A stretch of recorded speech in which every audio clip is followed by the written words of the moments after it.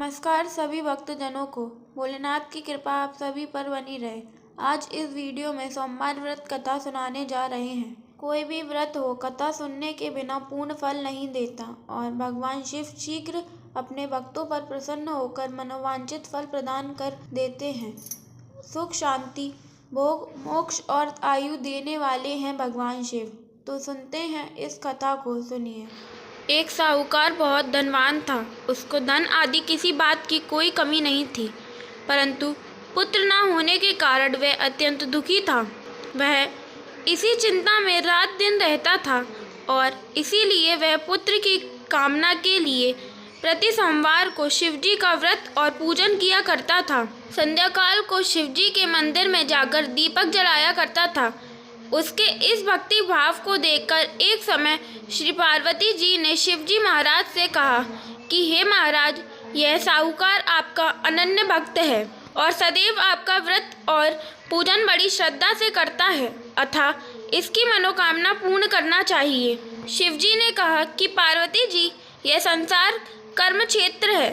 जैसा किसान खेत में बीज बोता है वैसा ही फल काटता है, उसी तरह संसार में जो जैसा कर्म करते हैं वैसा ही फल भोगते हैं। पार्वती जी ने अत्यंत आग्रह से कहा कि महाराज, जब यह आपका ऐसा भक्त है और यदि इसको किसी प्रकार का दुख है तो उसको अवश्य दूर करना चाहिए, क्योंकि आप तो सदैव अपने भक्तों पर दया करते हैं, उनके दुखों को दूर करते हैं।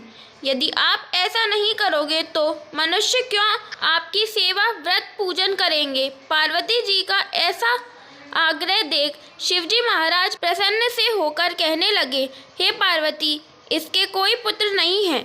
इसी पुत्र चिंता से यह बहुत दुखी रहता है।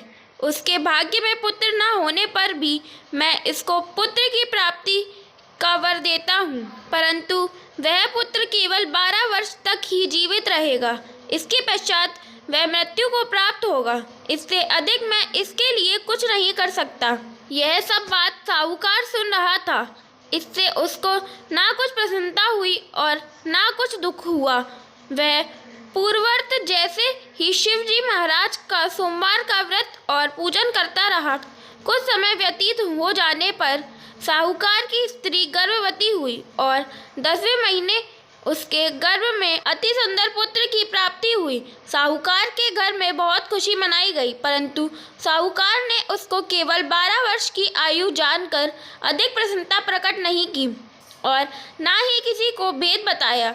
जब वह 9 वर्ष का हो गया तो उस बालक की माता ने उसके पिता से उसके विवाह आदि के लिए कहा, परंतु वह साहूकार कहने लगा, मैं अभी इसका विवाह नहीं करूंगा और काशी में पढ़ने के लिए भेजूंगा।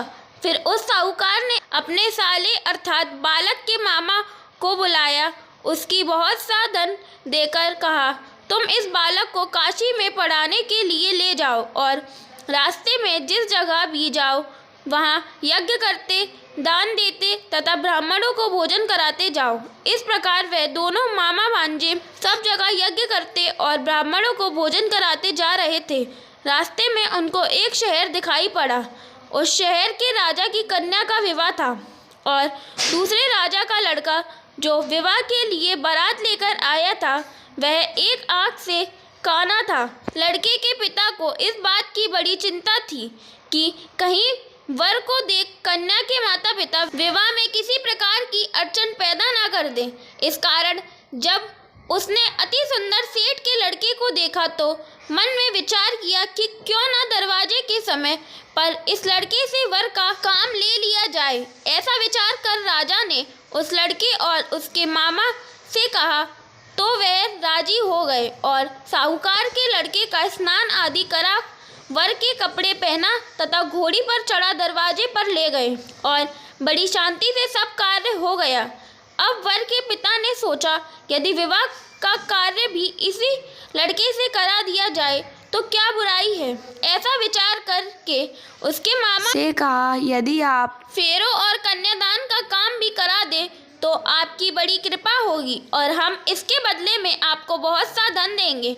उन्होंने स्वीकार कर लिया और विवाह कार्य बहुत अच्छी तरह से हो गया। परंतु जिस समय लड़का जाने लगा तो उसने राजकुमारी की चुन्नी के पल्ले पर लिख दिया कि तेरा विवाह तो मेरे साथ हुआ है, परंतु जिस राजकुमार के साथ तुमको भेजेंगे वह एक आंख से काना है और मैं तो काशी जी पढ़ने जा रहा हूँ। उस राजकुमारी ने जब अपनी चुंदड़ी पर ऐसा लिखा हुआ पाया तो उसने राजकुमार के साथ जाने से इनकार कर दिया और कहा कि यह मेरा पति नहीं है, मेरा विवाह इसके साथ नहीं हुआ, वह तो काशी जी पढ़ने गया है।